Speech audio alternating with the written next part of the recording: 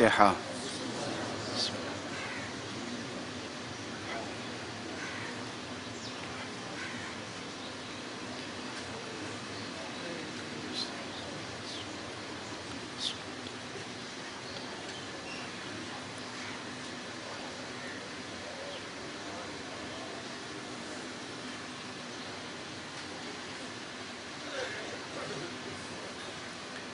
أعوذ بالله من الشيطان الرجيم.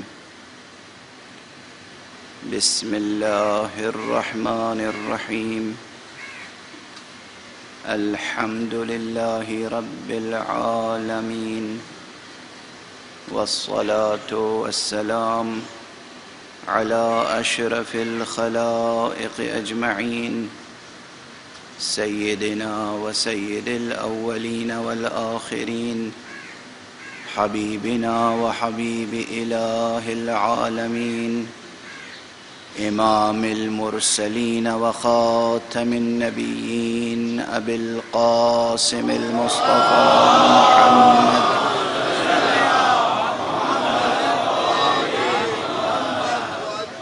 وعلى أهل بيته الطيبين الطاهرين الهداة المهديين المعصومين المظلومين، واللعنة الدائمة على أعداء الدين أجمعين. أما بعد، فقد قال الله تعالى عز اسمه في محكم كتابه ومتقن خطابه. بسم الله الرحمن الرحيم. الله لا إله إلا هو الحي القيوم، لا تأخذه سنة ولا نوم، له ما في السماوات وما في الأرض. صدق الله العلي.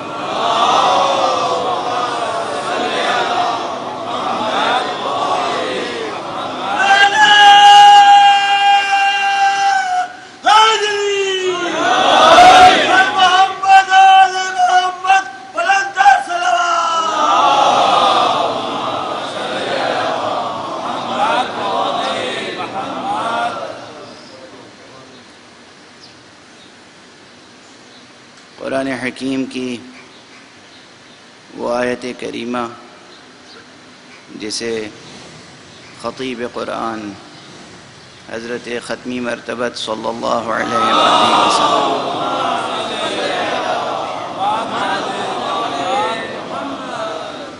نے سید الآیات فرمایا، اس آیت کی روشنی میں ہمارا ایک فکری سفر جاری ہے۔ مقام شکر یہ ہے کہ یہ فکری سفر فضائے مجلس حسینی میں ہے۔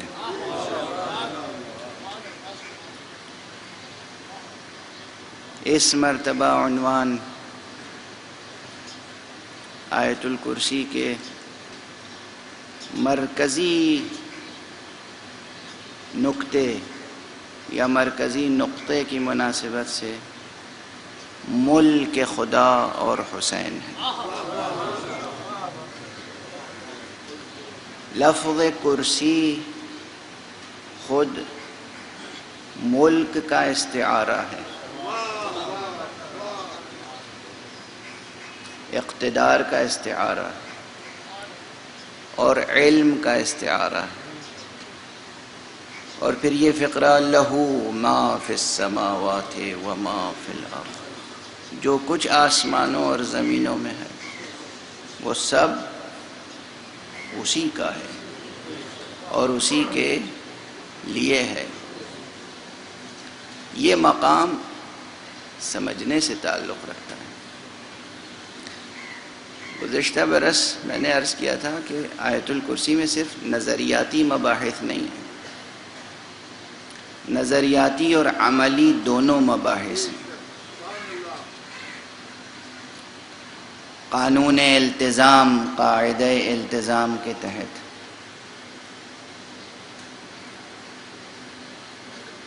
انسان جب کوئی علمی یا فکری نکتہ دریافت کرتا ہے، درک کرتا ہے،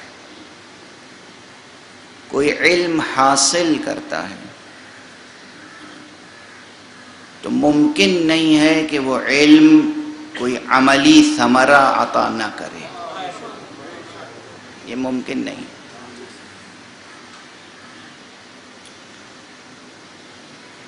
اگر کوئی ایسا علم ہو کہ جو کوئی عملی ثمرہ عطا نہ کرے تو اس کے علم ہی ہونے میں شک ہوگا۔ یہ عجیب بحث ہے، فوراً سب متفق نہیں ہوں گے، لیکن تأمل کے بعد، تعمق کے بعد، تدبر کے بعد متفق ہو جائیں گے۔ کوئی بھی علم ہو، کوئی نہ کوئی وہ عملی ثمرہ عطا کرتا ہے۔ یہ علم کہ جو کچھ ہے وہ سب خدا کا ہے، ایک علم ہے، ایک انفارمیشن ہے، ایک اطلاع ہے۔ زبان وحی سے ہم تک یہ اطلاع آئی، لسان نبوت سے یہ اطلاع ہم تک آئی، دہن عصمت سے یہ علم صادر ہوا اور ہم تک پہنچا کہ جو کچھ آسمانوں اور زمینوں میں ہے سب اس کا ہے۔ یہ ایک انفارمیشن ہے، یہ ایک اطلاع ہے، یہ ایک علم ہے۔ یہ علم، یہ اطلاع، کچھ نتیجہ اس سے حاصل ہوتا ہے یا نہیں؟ عملی، اخلاقی۔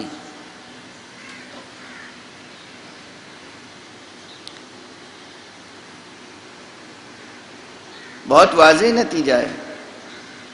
اگر یہ علم حاصل ہو جائے اور مقام یقین تک انسان پہنچ جائے کہ جو کچھ ہے سب اس کا ہے،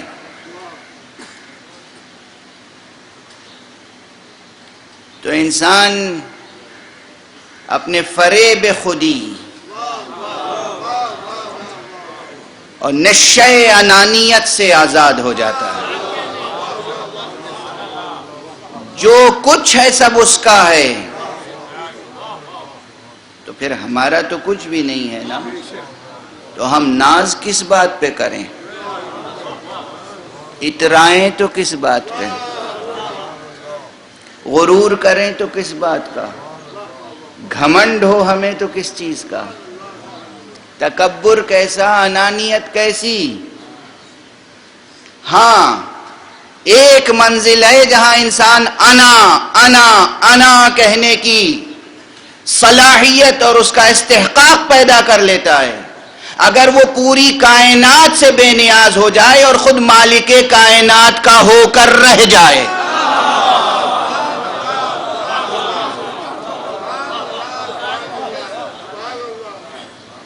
وہ ہے منزل۔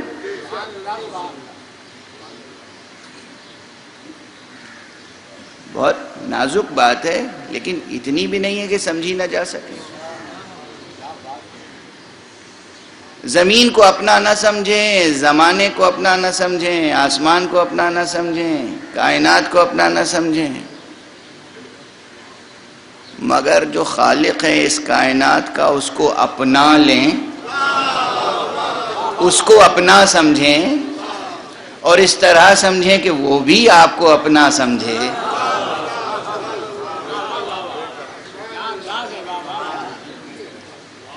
بس سمجھیے کہ عرفان نظری کی منزلیں بھی طے ہو گئیں، عرفان عملی کی منزلیں بھی طے ہو گئیں۔ جب اس منزل تک پہنچ جائے انسان، وہ کون انسان ہو سکتا ہے؟ کیسے پہنچا جائے اس منزل تک؟ سمجھیے، لب لباب تو میں نے عرض کر دیا آپ کے سامنے، لہو ما فی السماوات و ما فی الارض، جو کچھ ہے اس کا ہے۔ یہ ایک یعنی ہذہ معلومۃ، یہ ایک انفارمیشن ہے، یہ ایک علم ہے، یہ ایک اطلاع ہے۔ یہ اطلاع، یہ علم یقین کے ساتھ ہم حاصل کر لیں، ایمان کے درجے تک پہنچ جائیں، یقین حاصل ہو جائے کہ جو کچھ ہے سب اس کا ہے، زمین اس کی، آسمان اس کا، ہم اس کے، ہمارا جسم اس کا، ہماری روح اس کی۔ بس یہیں پہ ٹھہر جاؤں میں اور اتنا کہہ دوں کہ اب ہم سب اپنے اپنے گریبان میں جھانک کر دیکھیں، کیا واقعاً ایسا ہے؟ ہم سمجھتے ہیں سب کچھ اس کا ہے. ہم کن کن چیزوں کو سمجھتے ہیں یہ ہماری ہے، یہ ہماری ہے، یہ میری ہے، میں بھی کچھ ہوں. سارا فتنہ اس دنیا میں اسی میں اور میری اور تیری کا ہے.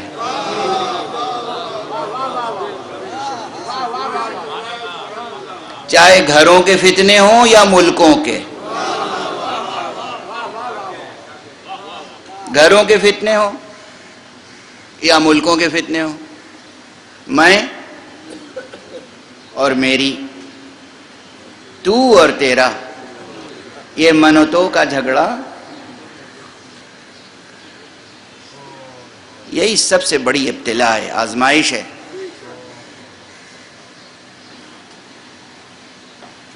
اس اساس بندگی کو قائم کرنے کے لیے کہ ہم واقعاً اس کے ہو جائیں، اور اس ایمان کامل کو حاصل کرنے کے لیے کہ واقعاً جو کچھ ہے سب اس کا ہے، یعنی اس کے ملک کو تسلیم کریں، اپنی بندگی کو تسلیم کریں. یہ راہ کون سکھاتا ہے ہمیں؟ ملک خدا اور حسین.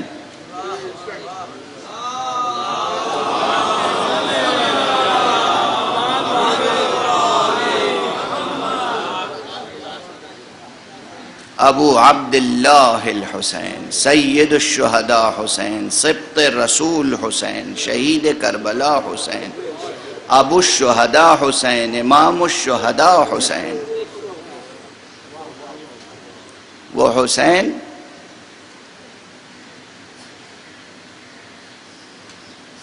جس نے کربلا کی سرزمین پر شہادت کا جام نوش فرما کر ملک خدا کو استحکام بخشا ہے.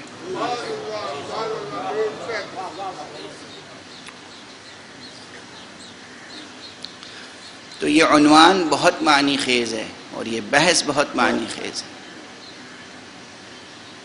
لیکن میں نے جیسا کہ کل بھی عرض کیا تھا کہ لہو ما فی السماوات و ما فی الارض سے پہلے، اس لیے کہ لہو ما فی السماوات و ما فی الارض یہ بھی اثبات ہے، یہ بھی اثبات ہے. بزم میں بحمد اللہ علماء بھی تشریف فرمائیں، پروردگار ان کا سایہ برقرار رکھے اور ان کے توفیقات میں بھی اضافہ فرمائے اور مومنین کے توفیقات میں اضافہ فرمائے کہ ان سے استفادہ کریں. یہ بھی اثبات ہے. بیچ میں اللہ لا الہ الا هو الحی القیوم سب اثبات. اللہ لا الہ الا هو الحی القیوم، الحی اثبات ہے، القیوم اثبات ہے. اس کے بعد لا تأخذہ سنۃ ولا نوم، یہاں لا تأخذہ سنۃ ولا نوم، نہ وہ اونگتا ہے. ہم لوگ عام طور پہ کر دیتے ہیں یہ ترجمہ، نہ وہ اونگتا ہے نہ سوتا ہے، اور ترجمہ اس سے دقیق تر ہونا چاہیے، تب تنزیہ کا کمال سامنے آئے گا. یہ فقرہ صفات سلبیہ کی بحث کا آغاز کرتا ہے اس آیت میں. صفات سلبیہ کی بحث بھی اہم ہے، صفات ثبوتیہ کی بحث بھی اہم ہے. ایک مبدأ کو تسلیم کرنا کسی کے لیے مشکل نہیں ہے. سائنسدانوں کے لیے کہیں سے تو کائنات شروع ہوئی، کوئی تو اصل ہے اس کائنات کی، کچھ تو ہے جو سرچشمہ ہے اس کائنات کا. جو بگ بینگ تھیوری کے قائل ہیں وہ بھی، اس میں بھی آخر اختلاف ہے. جو کچھ ہے وہ فزکس کے اسٹوڈنٹس جانتے ہیں، کاسمولوجی کے اسٹوڈنٹس اچھی طرح جانتے ہیں، لیکن ابھی تک تخلیق کائنات اور وجود کائنات، آغاز کائنات اور انجام کائنات کا راز، یہ مسٹریز ابھی حل نہیں ہوئی ہیں، اور ایسا آسان بھی نہیں ہے کہ حل ہو جائیں۔ پروردگار نے یہ کائنات بنائی ہے پر اسرار، اور ذہن انسانی کے مشغول رہنے کے لیے ایک سرگرمی قائم کر دی ہے۔ مشغول رہو، جستجو کرتے رہو، خالی نہ بیٹھو۔ یہ ایک سرگرمی علمی، یہ ایک اہتمام ہے۔ یہ پوری کائنات ایک مدرسہ ہے۔ یہ کائنات بنائی گئی ہے اس حکمت کے ساتھ کہ یہ اس ظرف میں، جس ظرف کا نام ذہن انسانی یا قلب انسانی یا نفس انسانی یا روح انسانی ہے، اس ظرف وجود انسانی میں علم تخلیق ہوتا رہے۔ جس قدر غور کرو کائنات میں، تمہارے وجود میں علم کا اضافہ ہوتا رہے، اور علم کی کوئی حد نہیں ہے۔ کوئی سائنسداں نہیں کہہ سکتا کہ یہ ڈسکوری ہماری آخری ہے، اب اس کے بعد ڈسکوریز کا سلسلہ ختم ہو گیا۔ بھئی آپ نے پوری طاقت لگا دی، پوری میتھمیٹکس لگا دی، ٹیلیسکوپ کی جہاں تک حد تھی نظر ڈال لی، کائنات کو دیکھ لیا آپ نے، اور اس کے بعد اور اب تو ٹیم ورک ہوتا ہے، تو آپ اکیلے نہیں تھے۔ جیسے رؤیت ہلال میں شک ہو جائے کہ ایک آدمی نے دیکھا یا 100 نے دیکھا، 50 نے دیکھا۔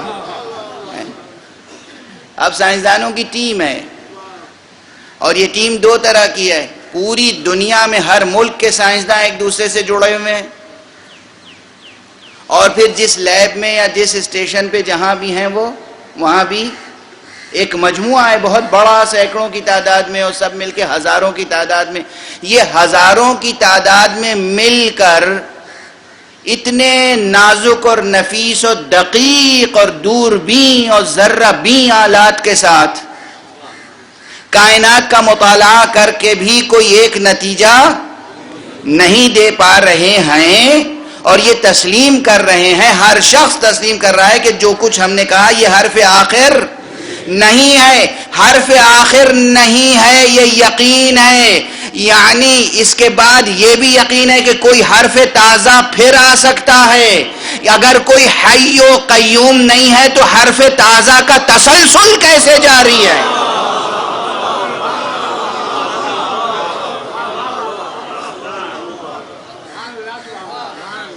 یہ حرف تازہ کا تسلسل بتاتا ہے کہ کوئی ہے حی و قیوم، کوئی زندہ ذات ہے۔ جہاں تک نظر پہنچی تھی ہم نے جو سمجھا تھا، اب دوبارہ جو نظر ڈالی تو منظر بدلا ہوا تھا۔ یہ کون ہے مسلسل جو منظر تبدیل کر رہا ہے؟ یہ کائنات ابھی نا تمام ہے، شاید کیا رہی ہے دما دم صدائے کن فیکون۔ یہ کہیں کن فیکون کا سلسلہ جاری ہے نا، تب ہمیشہ حرف تازہ سامنے آ رہا ہے۔ آپ اپنے اجتہادات پر، آپ اپنی کوششوں پر، آپ اپنی دریافتوں پر، آپ اپنی ڈسکوریز پر، آپ اپنی تحقیق پر، آپ اپنی سائنس پر، اپنی ریسرچ پر جس قدر بھی ناز کریں، مگر خود یہ تسلیم کرنا کہ ہماری کہی ہوئی بات حرف آخر نہیں ہے، یہ اعتراف عجز ہے۔ بس یہاں سے ایک گریز کے ساتھ اصل مطلب کی طرف متوجہ کر دوں۔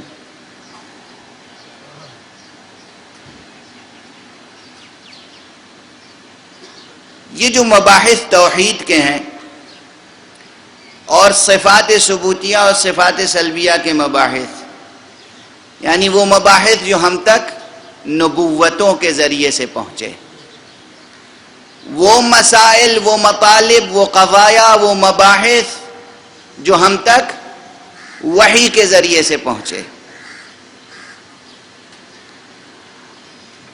آدم علیہ السلام سے لے کر حضرت ختمی مرتبہ صلی اللہ علیہ وآلہ وسلم،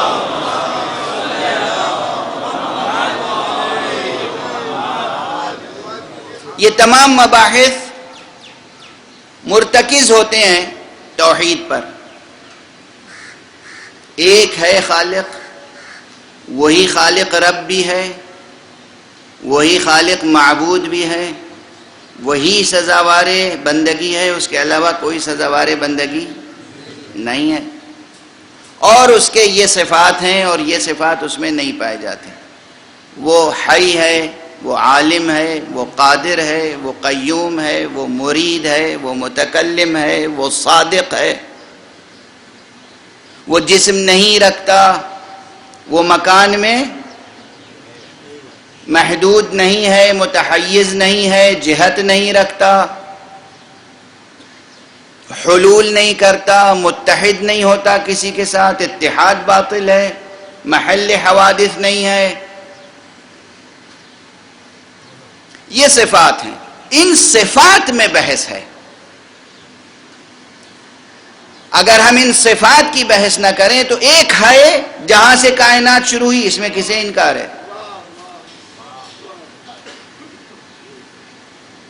کوئی شے ہے جس سے کائنات شروع ہوئی، اس میں کسی کو انکار نہیں ہے.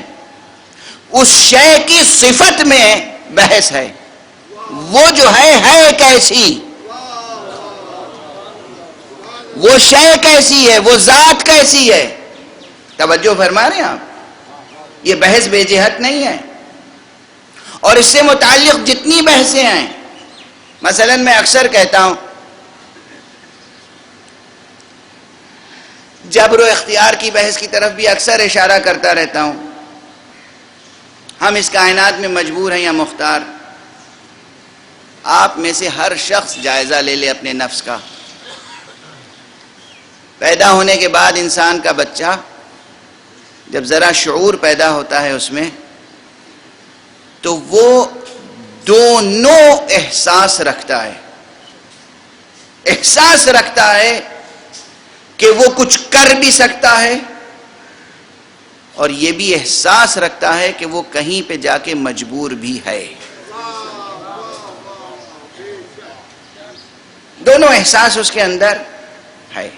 کوئی بھی بچہ ہو، کوئی بھی فرد ہو، اس میں یہ احساس بھی ہوتا ہے کہ ہم جو چاہیں کر سکتے ہیں، اور یہ احساس بھی ہوتا ہے کہ نہیں، کہیں نہ کہیں جا کے ہم مجبور ہو جاتے ہیں. دنیا میں جتنے مکاتب فکر ہیں ان سب نے، کسی نے جبری اختیار کیا عقیدہ، کسی نے قدری اختیار کر لیا، اپنی اپنی اصطلاحیں گڑھ لیں. ہمیں یہ بات بھی ائمہ اہل بیت مصطفیٰ نے بتائی کہ الامر بین الامرین، امرم بین امرین. نہ تم مکمل طور پر مختار ہو، نہ مکمل طور پر مجبور. یعنی جو لسان فطرت ہے وہی لسان دین ہے. جو لسان فطرت ہے وہی لسان دین ہے. جو بات فطری طور پہ ہم محسوس کرتے ہیں وہی ہمیں ائمہ دین بتاتے ہیں.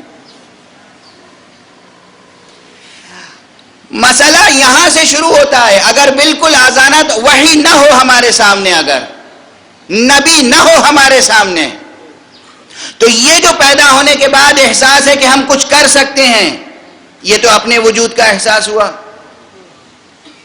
یہ جو احساس ہوتا ہے کہ ہم مجبور ہیں، ہم بہت سی چیزیں نہیں کر سکتے. کیوں نہیں کر سکتے؟ ہم کرنا کچھ چاہتے ہیں، ہو کچھ جاتا ہے. پورے اپنی پوری معلومات کے ساتھ، اور اپنے پورے معلومات کے ساتھ، اپنے پورے علم کے ساتھ، اپنی پوری طاقت کے ساتھ، اپنے پورے منصوبے کے ساتھ ہم کچھ کرنا چاہتے ہیں، اور 100% ہمیں یقین ہے کہ ہم یہ کر لیں گے، نتیجہ کچھ اور ہوتا ہے. یہ فطری طور پر انسانی تجربہ ہے جس کی ترجمانی علی ابن ابی طالب نے کی ہے. عرفت ربی بفسخ العزائم، ہم نے اپنے عزائم کے ٹوٹنے سے خدا کو پہچانا.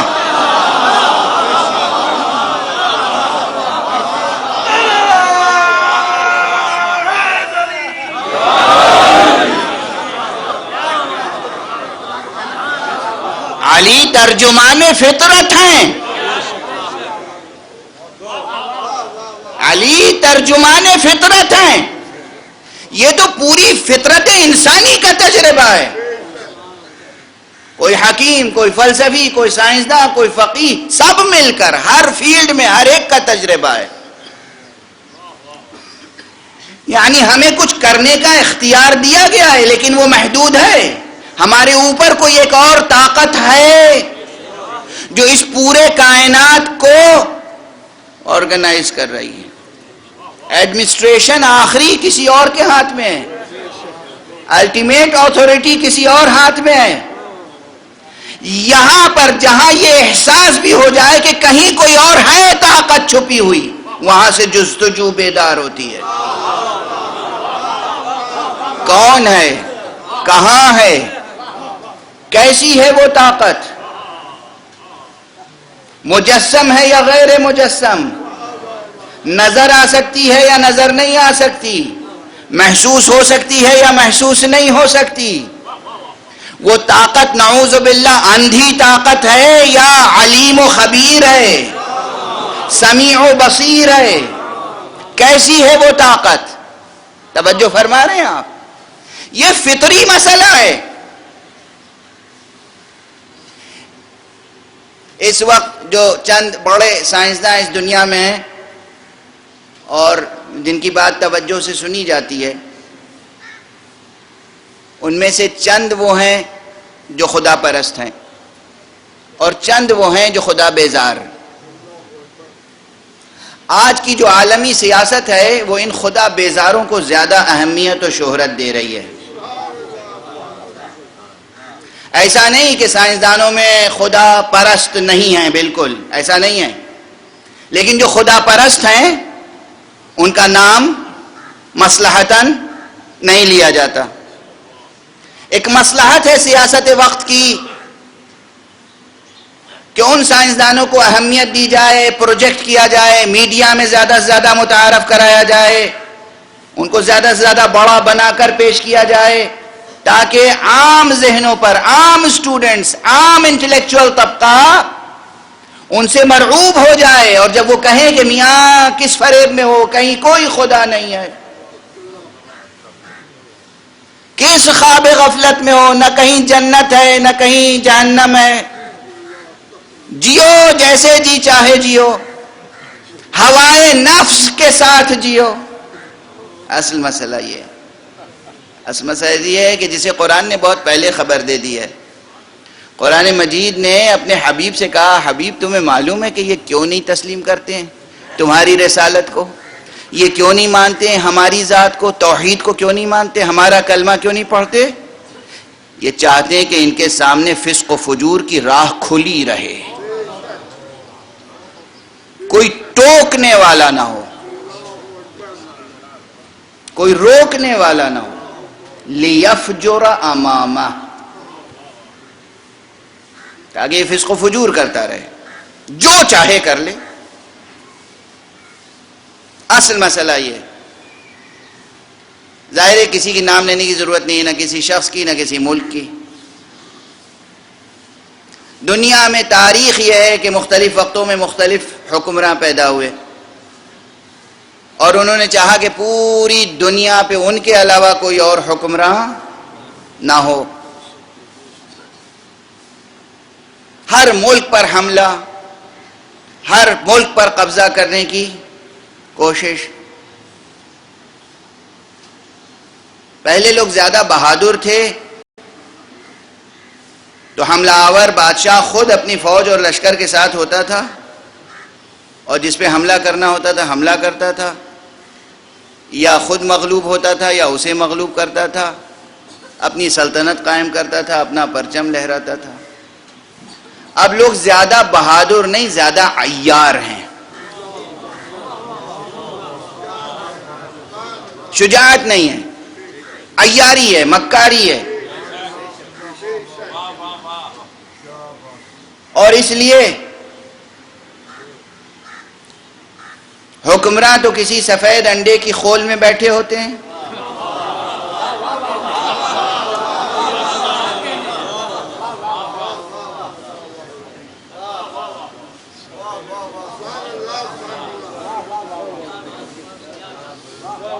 اور ان کی عیاریوں کا لشکر پوری دنیا میں بندگان خدا کو پریشان کرتا پھرتا ہے. یہ عیار ایسے ہیں کہ اپنے سکے تک پر لکھتے ہیں کہ ہم خدا پہ یقین رکھتے ہیں. سکے پہ، نوٹ پہ کہتے ہیں ہم اللہ پہ بھروسہ کرتے ہیں. اور یہی نوٹ جس پہ لکھا ہوا ہے ہم اللہ پہ بھروسہ کرتے ہیں، یہی نوٹ خوب استعمال ہو رہا ہے نام خدا کو مٹانے کے لیے. سائنسدانوں کے قلم خریدے جا رہے ہیں. یعنی ایسی مثالیں بھی ہیں کہ جو سائنسداں اپنی زندگی کے آغاز میں خدا پرست تھے، انہوں نے ثابت کیا کہ there was certainly a point of creation. واقعاً ایک نقطۂ آغاز تھا، ایک تخلیق کا لمحہ تھا جب یہ کائنات تخلیق کی گئی. جنہوں نے خود یہ تحقیق کی ہے اب وہ بدل گئے. کہتے نہیں کہیں کوئی خدا نہیں ہے، کوئی جنت نہیں ہے، کوئی جہنم نہیں ہے، کہیں نہیں ہے، جیسے جی چاہے زندگی بسر کرو، خوف خدا دل سے نکال دو. فرق یہ نعرہ یہ ہے، خوف خدا دل سے نکال دو. ٹکراؤ اس وقت دنیا میں صرف دو نعروں کا ہے. ایک طرف نعرہ نبوت ہے کہ خدا کا خوف رکھو، ایک طرف یہ نعرہ ہے کہ خوف خدا دل سے نکال دو. اور بس ایک جملہ عرض کروں کہ ان دونوں نعروں کا فائدہ اور نقصان کیا ہے. خوف خدا کی تلقین کرنے والے کیا کہتے ہیں؟ خوف خدا کس لیے دلاتے ہیں؟ جب بھی کسی گناہ کا تذکرہ ہو، دیکھو قتل نہ کرو، خدا کا لحاظ کرو. دیکھو چوری نہ کرو، خدا کا خوف کرو. دیکھو فحشیات میں مبتلا نہ ہو، فسق و فجور نہ کرو، خدا کا خوف کرو. دیکھو بے ادبیاں نہ کرو، خدا کا خوف کرو. یعنی جہاں تک امن، عافیت، اخلاق، تہذیب کی باتیں ہوتی ہیں، خدا کا خوف دلا کر.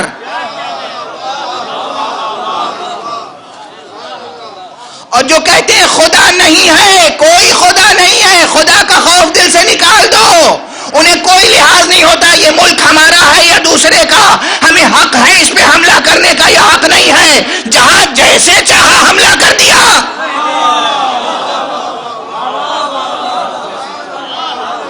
کون ہے ہمیں روکنے والا؟ بچے مر رہے ہیں، مرتے رہے. ہاسپٹلز تباہ ہو رہے ہیں، ہوتے رہے. اسکولوں کو ٹارگٹ کیا جا رہا ہے. کیوں؟ خوف خدا نہیں ہے.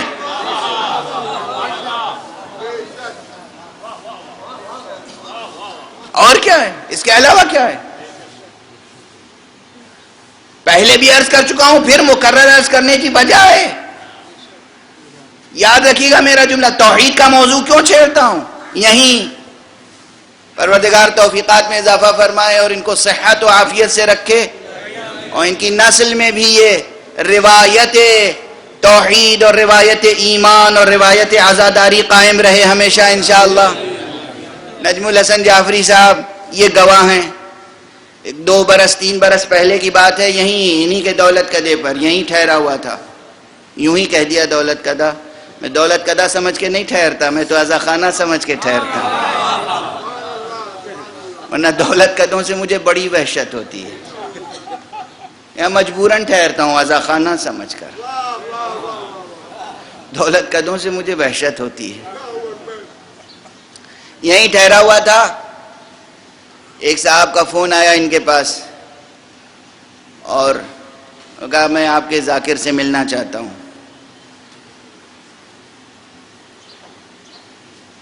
وہ کسی بہت بڑی منزلت کے مالک تھے اور دن میں نہیں آنا چاہتا، رات میں 1:30 بجے آؤں گا. اچھا ذرا دیکھیے، سوچ سمجھ تہذیب.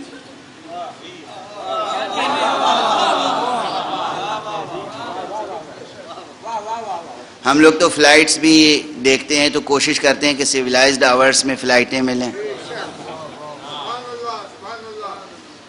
ٹیک آف اور لینڈنگ ایسی ہو کہ نماز قضا نہ ہو، نماز چھوٹ نہ جائے، اور جو لوگ لینے آئیں یا خدا حافظی کرنے آئیں اور جائیں ان کو تکلیف نہ ہو۔ اور وہ یہیں اسلام آباد سے تشریف لائے تھے، ان کا میں اسلام آباد سے آؤں گا کراچی صرف آپ کے علامہ صاحب سے ملنے کے لیے، اور میں دن میں نہیں آ سکتا، رات میں 1:30 بجے میرا وقت لے لیجئے، اور مجھے دینی مسائل ڈسکس کرنے ہیں اس لیے مجھے آنا ہے۔ اب وہ دینی مسائل دیکھیے نا، میں ایک جملہ کہا کرتا ہوں، اپنے لیے ابھی سے تعلی سمجھیے، جو جی چاہے سمجھیے، میں اپنے لیے کہتا ہوں کہ میں محسوس کرتا ہوں، اپنی نفسیات کا جائزہ لیتا ہوں تو میں محسوس کرتا ہوں کہ میں پیدائشی طور پہ معلم پیدا ہوا ہوں، سیکھنے اور سکھانے کی خو ہے میرے اندر، اور معلم کی نفسیات میں مرکزی چیز اس کی ہوتی ہے، اسے آپ بدل بھی سکتے ہیں، اگر زیادہ برا لگ رہا ہو معلم کا لفظ تو بدل دیجئے، میں پیدائشی طور پہ طالب علم پیدا ہوا ہوں۔ خوش ہو گئے آپ؟ معلم وہی ہوتا ہے جو اچھا طالب علم ہو، اور طالب علم جو اچھا نہیں ہوگا وہ کبھی اچھا معلم بھی نہیں ہو سکتا، ممکن نہیں ہے جو اچھا طالب علم نہ ہو وہ اچھا معلم بھی ہو جائے۔ تو معلم کی ایک خصوصیت یہ ہوتی ہے کہ وہ خود زہر کا گھونٹ پیتا ہے اور دوسروں کو شہد کا شربت پلاتا ہے۔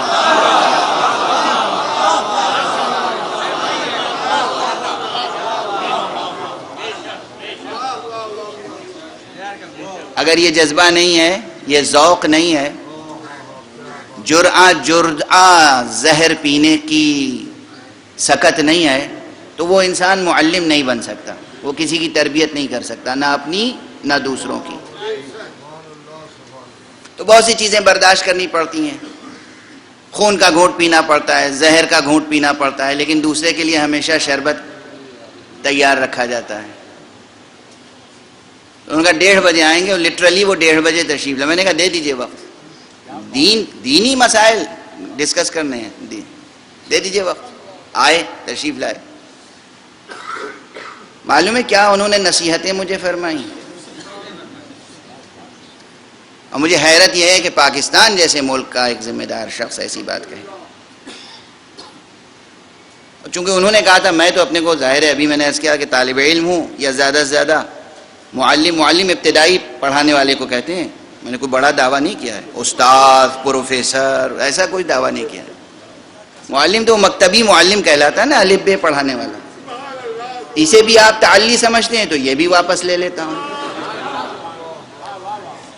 ہم تو جس فضا میں پروان چڑھ رہے ہیں اس سیاست میں یہی ہے کہ آج کچھ کہا کل واپس لے لیا، ہم ابھی واپس لے لیتے ہیں۔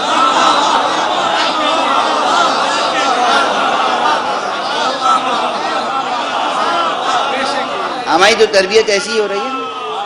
ابھی صلوات پڑھ دیجیے محمد۔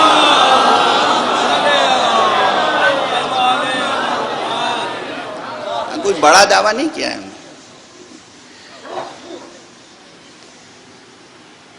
جو یونیورسٹی کے لیول پہ پڑھاتے ہیں اسے کہتے ہیں استاد،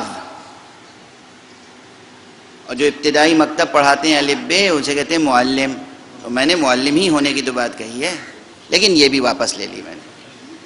اب میں اپنے کو مکتب کا طالب علم سمجھتا ہوں، اور اس لیے وہ تشریف لائے، اور انہوں نے کیا فرمایا، نصیحت کیا کی مجھے، انہوں نے جو کہا، علامہ صاحب یہ جو آپ توحید کیا کرتے ہیں، توحید کا درس دیتے ہیں، خدا کے واسطے اسے بند کر دیں، اسے بند کر دیں۔ انسانیت کو سب سے زیادہ نقصان جس چیز سے پہنچا ہے وہ یہی عقیدہ توحید ہے۔ سنا آپ نے؟ سن لیا آپ نے؟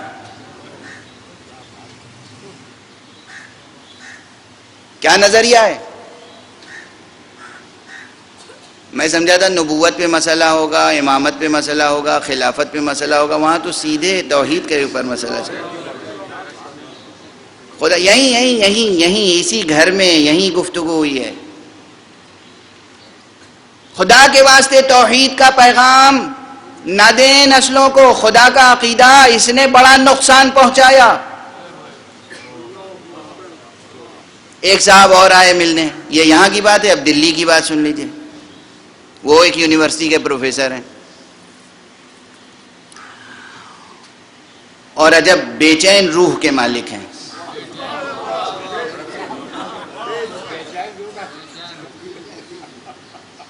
بے چین نفس کے مالک ہیں، روح نہیں نفس۔ آج مجھے بار بار لفظ واپس لینے پڑ رہے ہیں۔ بے چین روح نہیں، بے چین نفس کے مالک۔ تو وہ مذہبی مضامین بھی لکھا کرتے ہیں، مگر عملاً میرا خیال ہے اتنے مذہبی ہے نہیں۔ اب وہ ایک دن تشریف لائے اور مجھ سے کہنے لگے کہ آپ یہ بتائیے کہ روئے زمین پہ جتنا خون اللہ کے نام پہ بہا ہے کسی اور نام پہ بہا ہے؟ یعنی گویا وہی کہنا چاہتے تھے کہ کلمہ لا الہ الا اللہ کہنے والوں نے خون بہایا ہے۔ دیکھیے تاریخ کے دو رخ ہیں، ابھی اس کی طرف آؤں گا میں۔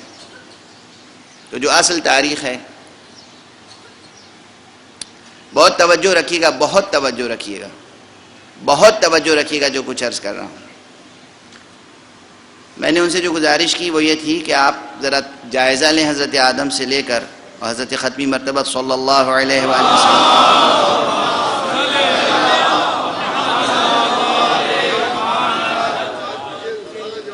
آپ یہ بتائیے خون بہا تو ہے، لیکن کس کا بہا ہے اور کس نے بہایا ہے؟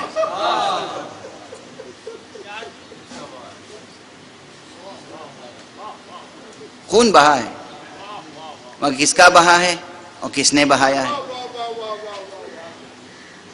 خدا کا نام لے کر خون بہا ہے، مگر کس نے بہایا ہے اور کس کا بہا ہے؟ جناب موسیٰ، اور شروع سے چلیں۔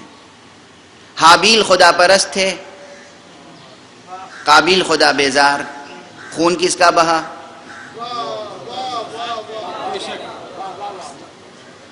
قابیل قاتل، حابیل مقتول۔ خدا پرست کو مارا گیا، قتل کیا گیا، اور خدا بیزار شخص نے قتل کیا۔ جناب نوح پہ پتھر کس نے برسائے؟ خدا پرستوں نے۔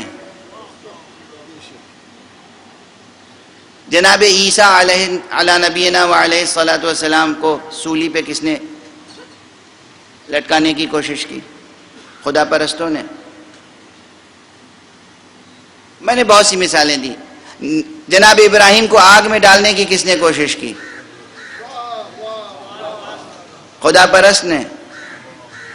جناب موسیٰ کی ولادت کے وقت ایک بچے کی خاطر کہ ایک موسیٰ پیدا نہ ہونے پائے کتنے بچوں کو قتل کیا گیا؟ یہ بچوں کو، معصوم بچوں کو قتل کرنے والا خدا پرست تھا۔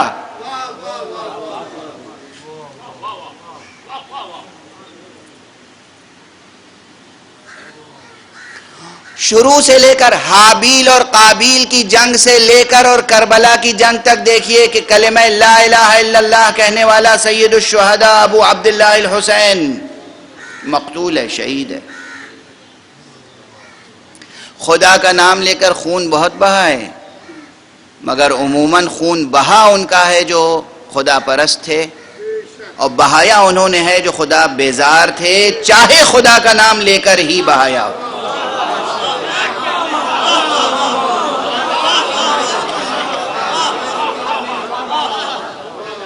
آنکھوں کو کھلی رکھیے گا۔ یہ چہرے پہ جو آنکھیں ہیں یہ بھی، یہ چشم سر اور چشم دل دونوں کھلی رہے، چشم سر بھی اور چشم دل بھی دونوں کھلی رہے۔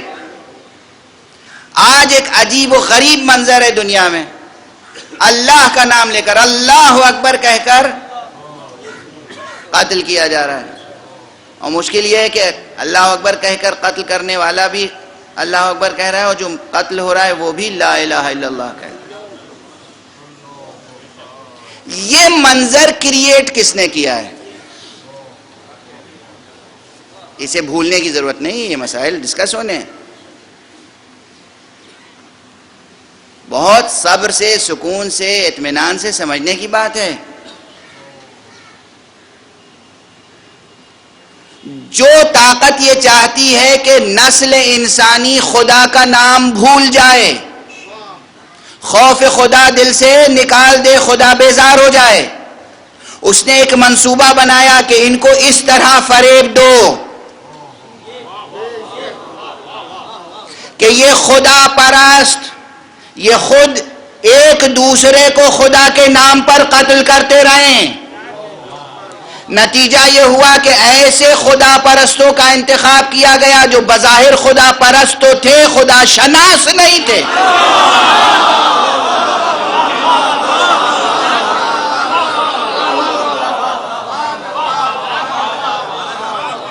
توجہ رکھیے گا کیا عرض کر رہا ہوں، بات کہاں سے کہاں جا رہی ہے۔ خدا پرست ہونا کافی نہیں ہے، خدا شناس ہونا ضروری ہے۔ اسی لیے اب مکتب اہل بیت کا یہ اعلان بار بار سنو، بغیر معرفت اور علم کے عمل کافی نہیں ہے، عمل علم کی بنیاد پر ہونا چاہیے۔ نماز بغیر معرفت رد ہو جائے گی، روزہ بغیر معرفت رد ہو جائے گا، حج بغیر معرفت رد ہو جائے گا، جہاد بغیر معرفت رد ہو جائے گا۔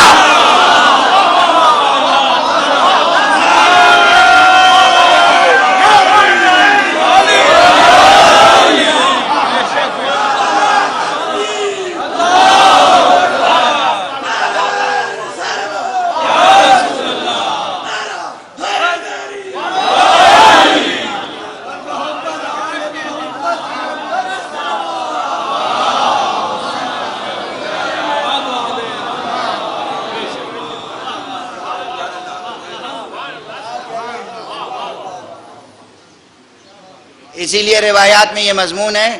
پھر میں عرض کروں گا کہ ماشاءاللہ ایک عالم دین تشریف فرمائے یہاں پہ، پروردگار علماء کو زندہ رکھے، سلامت رکھے۔ روایات ہیں پیغمبر صلی اللہ علیہ وآلہ وسلم اور اہل بیت پیغمبر سے ہونے والے ائمہ اطہار، ائمہ ہدا، حجج الہیہ کی سے روایتیں ہیں، اور بہت سی روایتیں، سینکڑوں روایتیں ہیں۔ ان کا خلاصہ مضمون عرض کر رہا ہوں، خلاصہ مضمون یہ ہے کہ جس میں اشارہ کیا گیا ہے کہ شیطان عابدوں سے نہیں گھبراتا۔ رات بھر کوئی کھڑا ہو کے نمازیں پڑھتا رہے، ہمیشہ روزہ رکھے، ہمیشہ بیٹھ کے قرآن پڑھتا رہے، اس سے شیطان نہیں گھبراتا۔ ایک عالم پیدا ہو جائے،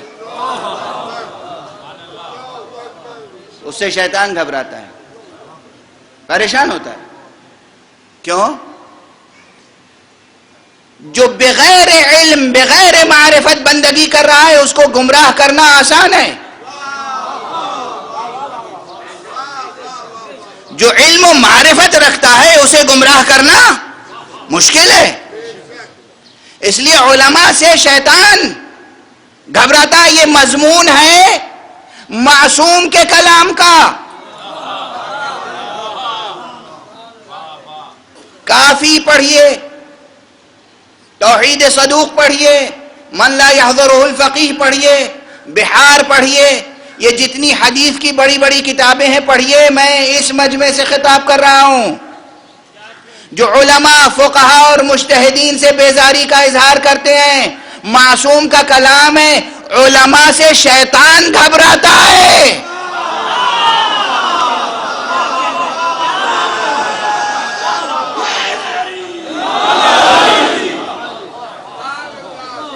مومن برادر، آپ کو کاہے کی وحشت ہے علماء سے؟ یہ بھی ایک سازش کا حصہ ہے۔ مکتب اہل بیت میں چونکہ ایک خاص تہذیب چلی آ رہی ہے، ایک تہذیب چلی آ رہی ہے۔ رسول اللہ صلی اللہ علیہ وسلم جب تھے،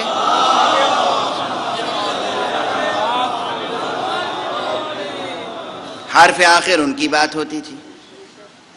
وہ تشریف فرما نہیں ہوئے جب دنیا میں، تو امام وقت حرف آخر ان کی بات ہوتی تھی۔ امام ظاہر نہیں ہے اس وقت، اب حرف آخر کس کی بات ہوگی؟ کوئی تو ہو، اتھارٹی کوئی تو ہو۔ تو اب ظاہر ہے کہ خود معصومین نے بتایا کہ جو ہماری روایتیں نقل کرنے والے ہیں، جو ہماری باتیں تم تک پہنچانے والے ہیں، وہ ہماری طرف سے تم پر حجت ہیں۔ یہ کس پائے کے ہوں؟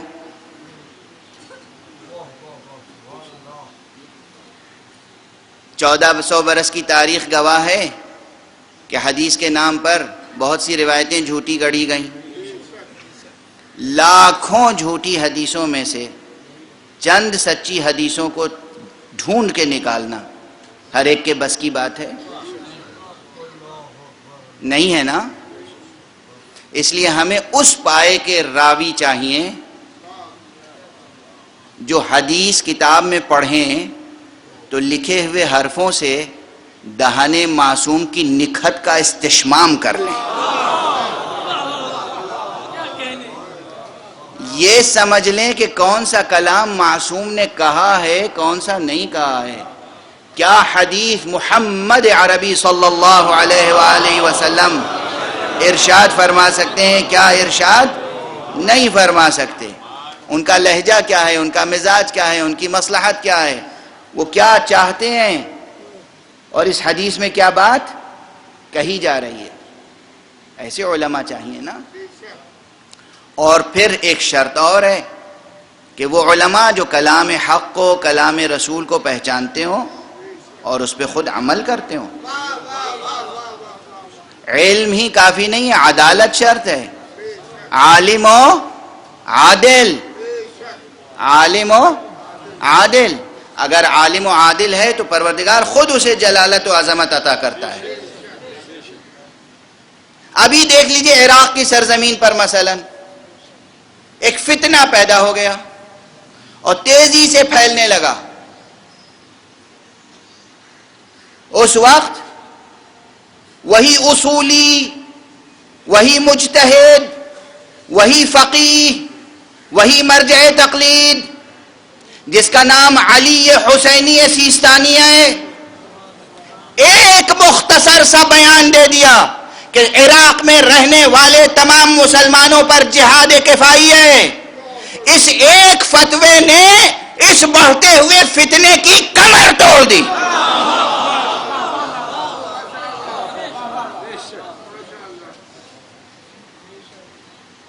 ایک فتوے نے، ورنہ خدا نخواستہ اب تک بغداد، سقوط بغداد ہو چکا ہوتا۔ اب تک یہ جو فتنہ سر اٹھا رہا ہے یہ کربلا اور نجف تک پہنچ چکا ہوتا، مگر نہیں پہنچ پایا۔ تو کس کی طاقت ہے؟ کس کی طاقت ہے؟ نہ تلوار ہے، نہ خزانہ ہے، نہ فوج ہے، قلم ہے۔ اب سمجھو قلم کی طاقت کتنی ہوتی ہے۔ رسول اللہ نے اسی لیے جاتے جاتے دنیا سے قلم مانگا تھا۔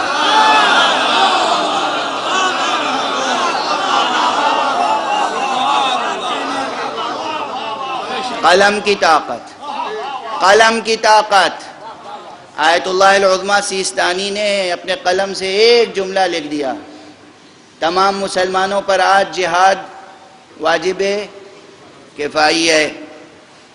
نتیجہ یہ ہوا کہ لوگ آ گئے اور اس فتنے کا سدباب کرنے میں مشغول ہو گئے اور بڑی حد تک سدباب ہوا۔ بحث کو سمیٹ رہا ہوں، وقت تمام ہو چکا۔ آج کی بحث یہ ہے کہ خدا شناسی ضروری ہے۔ خدا شناسی کے بغیر، معرفت اور علم کے بغیر خدا پرستی نہ صرف یہ کہ نہیں کافی ہے بلکہ خطرناک ہو سکتی ہے، خطرناک ہو سکتی ہے۔ رات بھر مسجدوں میں رہ کر بندگی کرنا کافی نہیں ہے۔ علم حاصل کریں اور پورے علم کے ساتھ، پورے ایمان کے ساتھ، پوری معرفت کے ساتھ، حق شناسی کے ساتھ ایک سجدہ خضوع و خشوع کے ساتھ ہو جائے تو نجات کا ضامن ہو جاتا ہے۔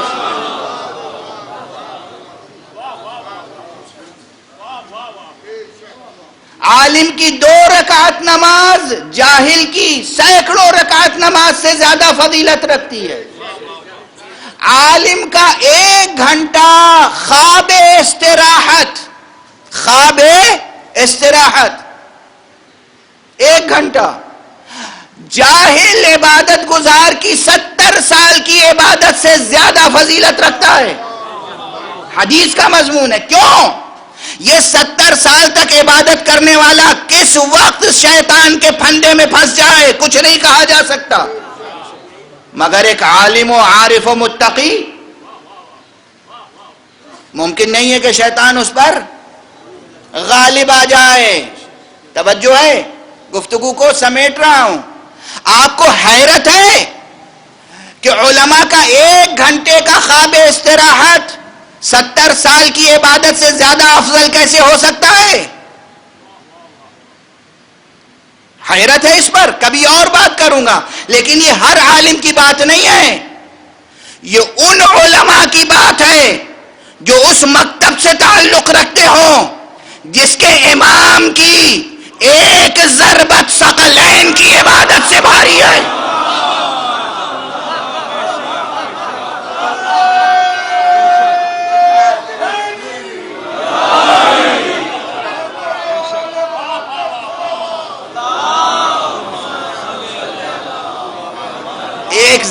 ایک ضربت تلوار اٹھائی اور مار دی، بس 1 ضربت. یہ 1 ضربت کس کا جملہ ہے؟ یہ کسی شاعر کا قصیدہ تھوڑی ہے، یہ مبالغہ ہے. ہمیں تلقین کرنے والوں مبالغہ نہ کیا کرو، غلو نہ کیا کرو، نعت لکھو تو حد میں رہو، منقبت لکھو تو حد میں رہو. دیکھو رسول اللہ صلی اللہ علیہ وآلہ وسلم کیا فرما رہے ہیں؟ ضربت علی یوم الخندق، خندق کے روز علی کی 1 ضربت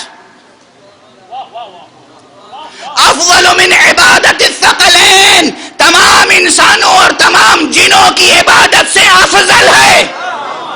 جس کی 1 ضربت افضل ہوگی اس کے سجدے کا کیا عالم ہوگا؟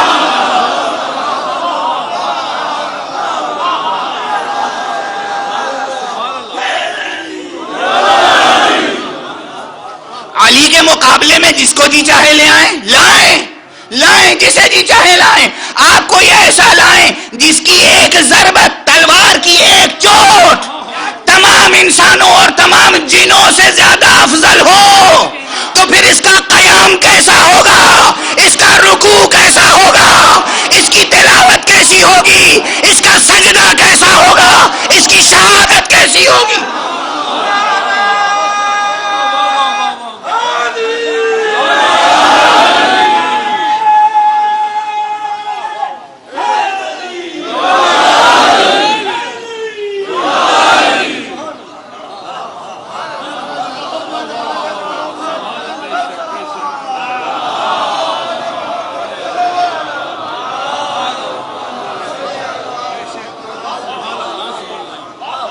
یہ حدیث بھی وہ ہے جو ضعیف نہیں ہے، کمزور نہیں ہے. یہ حدیث بھی وہ ہے کہ جو 1400 برس کی سیاست مل کے اسے کمزور نہیں کر سکی.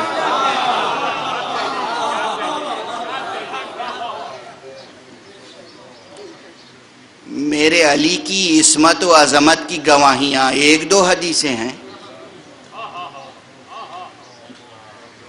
ہمارے علی کی عصمت و عظمت کی گواہیاں 1-2 حدیثوں سے ملتی ہیں. 1 ضربت اگر ثقلین پر بھاری ہے تو باقی اعمال، ان کے روزے، ان کا حج، ان کا عمرہ، ان کا جہاد، 1 ضربت کی جب یہ قیمت ہے. تمام افضل من عبادت الثقلین، یہاں اس حدیث میں ثقلین سے مراد ہے تمام انس اور تمام جن، یا ہم اپنے اردو کے ادبی محاورے میں کہہ دیں کہ کونین، کون کا تثنیہ، کونین کی عبادت سے افضل ہے. علی کی 1 ضربت کونین کی عبادت سے افضل ہے. کوئی اور شخصیت مقابل میں ٹھہر سکتی ہے؟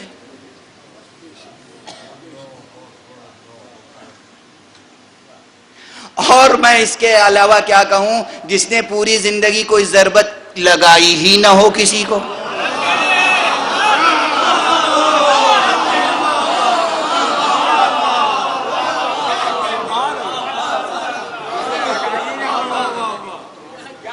تاریخ میں ڈھونڈیے، تلاش کیجئے، کچھ ایسے بھی لوگ ہیں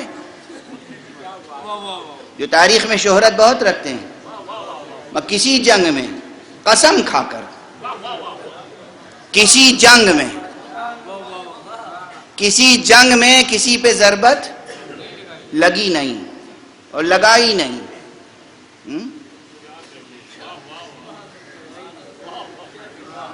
ایسے افراد بھی ہیں کہ علی کے مقابلے پہ آ سکتے ہیں.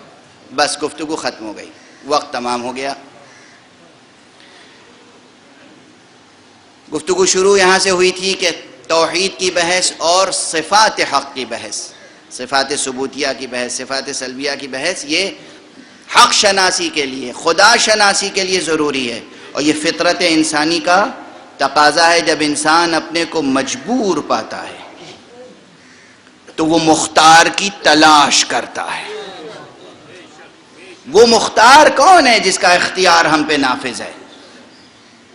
تو یہ گفتگو انشاءاللہ آگے بڑھے گی، لیکن میں عرض کروں کہ تمام مباحث توحید کے، چاہے وہ ذات سے متعلق ہوں، چاہے صفات سے متعلق ہو، چاہے اسماء سے متعلق ہوں، چاہے افعال سے متعلق ہوں، یہ سب مباحث توحید جس کمال کے ساتھ محمد و آل محمد علیہ السلام نے نظری اور عملی دونوں اعتبار سے سمجھائے ہیں، کوئی دوسرا مثل و نظیر نہیں ہے ان کے مقابلے میں. امیر المومنین کا وہ ایک جملہ کہ عرفت ربی بفسخ العزائم، یہ پوری بشریت کے تجربے کی ترجمانی ہے. علی کا انفرادی تجربہ نہیں ہے، اجتماعی تجربہ ہے. علی علیہ السلام کا یہ کہنا کہ انا للہ و انا الیہ راجعون، اس میں کتنے مطالب سموئے ہوئے ہیں. اور علی کے بعد حسین کا یہ کہنا کہ رضا بقضائہ و تسلیما.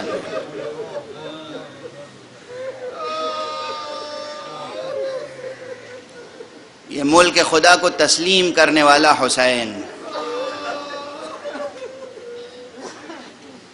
ملک خدا کی حفاظت کرنے والا حسین. میں سوچ سمجھ کے کہہ رہا ہوں، اعتراض ہوگا جواب دوں گا. توحید حق صمدی کو بچایا ہے حسین نے، مقام ختم نبوت کو بچایا ہے حسین نے.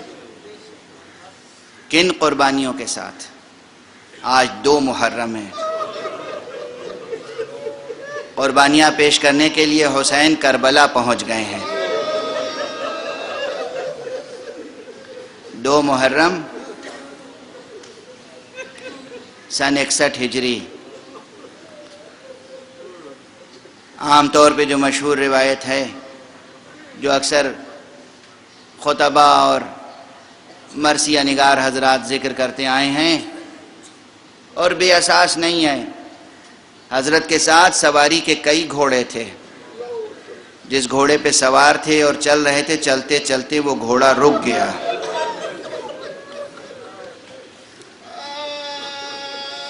کہتے ہیں آپ نے سواری بدلی، لیکن وہ گھوڑا بھی آگے نہیں بڑھا. آپ نے پوچھا اس سرزمین کا کیا نام ہے؟ لوگوں نے متعدد نام بتائے اور آپ پوچھتے رہے اور بھی کوئی نام ہے، اور بھی کوئی نام ہے، اور بھی کوئی نام ہے. جب بتانے والوں نے بتایا کہ یہ کربلا بھی کہتے ہیں اسے، کہا بس ہماری منزل آ گئی، اب وقت نہیں ہے، دامن وقت میں بالکل گنجائش نہیں ہے. کہا ہماری منزل آ گئی. بھیا عباس سواریاں بٹھاؤ، ناقوں کو بٹھاؤ، خیمے لگاؤ.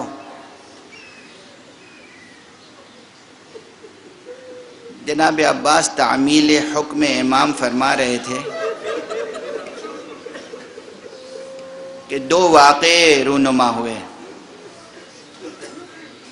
ادھر اس محمل سے رونے کی آواز آئی جس محمل میں بی بی زینب تھی.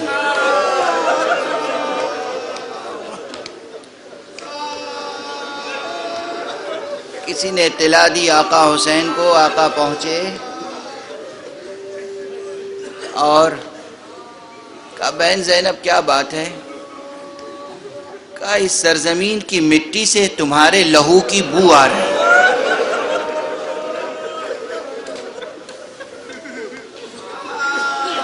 جیسے ہی یہاں سواریاں رکی ہیں زمین سے جو غبار اڑا ہے یہ غبار جو میرے مشام تک پہنچا اس غبار میں عجب خوشبو ہے لیکن عجب وحشت ہے. دل گھبرا رہا ہے, دل ڈوبا جا رہا ہے. امام نے بی بی کا گریہ سماعت فرمایا اور پھر کہا بہن زینب یہیں ہمیں قربانیاں دینی ہیں. اللہ اکبر.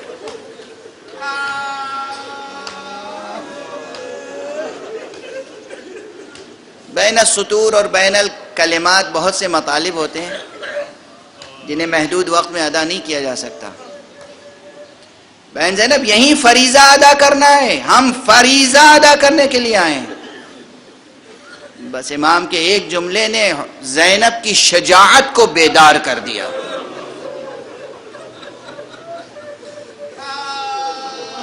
بی بی زینب کے شجاعت کو کہاں تک بیدار کیا یہ ابھی سن لیجئے. دوسری طرف جو واقعہ رونما ہوا وہ یہ کہ امام کے ساتھی چاہتے تھے کہ دریا کے کنارے خیمے نصب ہوں. دشمن فوج کہتی تھی کہ نہیں, دریا کے کنارے خیمے نصب نہیں ہونے دیں گے. زہیر قین کو جلال آ گیا. زہیر نے اپنی آستین الٹی. امام نے محسوس کیا کہیں عباس زہیر کے ساتھ شامل نہ ہو جائیں. ابھی جس زینب کے رونے کی آواز آ رہی تھی امام حسین جناب زینب کے پاس گئے, کہا بہن عباس کو بلا کے اتنا سمجھا دو ہم جنگ میں اپنی طرف سے ابتدا نہیں کرنا چاہتے. اجرکم علی اللہ, اجرکم علی اللہ. مجلس تمام ہو گئی. پروردگار آپ کی آنکھوں کو ہمیشہ حسین پر گریہ کرنے کی سعادت عطا فرمائے. آج کی مجلس تمام. اب ایک جملہ عرض کر دوں, اپنا پرانا جملہ. لوگ کہتے ہیں کہ 7ویں محرم سے پانی بند ہوا تھا. بندشیں آپ کی تدبیریں تو 2 محرم سے شروع ہو گئیں. یہ پابندی لگانا کہ ہم دریا کے کنارے خیمے نصب نہیں کرنے دیں گے یہ بندشیں آپ کی تدبیر کا آغاز ہے. اور 7 محرم تو وہ تاریخ ہے کہ جس تاریخ سے خیام حسینی سے بچوں کی آلاتش کی آوازیں بلند ہو رہی تھی. انا للہ وانا الیہ راجعون رضا بقضائہ وتسلیما لامرہ. پروردگار ہمیں علوم قرآن اور معارف اہل بیت سے آشنا فرما. پروردگار ہمیں خدا شناس, حق شناس, نبوت شناس اور امامت شناس بنا دے. پروردگار ہمیں علم کی بنیاد پر عمل کی توفیق عطا فرما. ہمیں حسن نیت, اخلاص نیت اور حسن علم و حسن عمل سے آراستہ فرما. پروردگار روئے زمین پر جتنے بھی مسلمان ہیں انہیں تہذیب محمد و آل محمد کے سانچے میں ڈھال دے. پروردگار فیوز و برکات محمد و آل محمد کو تمام عالم انسانیت کے لیے عام فرما دے. پروردگار وارث ختم نبوت اپنے ولی آخر کو حسن ظہور عطا فرما اور ان کے ہاتھوں سے اپنی رافت و رحمت و عدالت کا پرچم لہرا.